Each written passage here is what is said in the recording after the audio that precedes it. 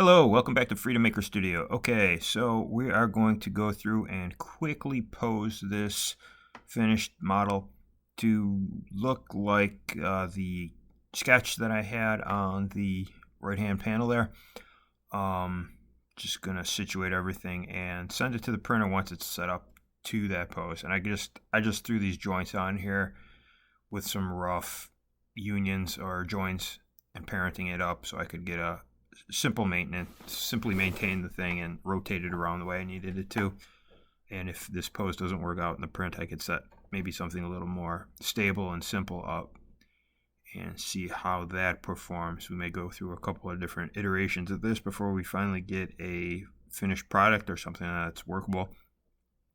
But hopefully this should work. I've gotten away with some pretty complicated stuff in the resin and some pretty delicate situations with fingers and tiny little protrusions.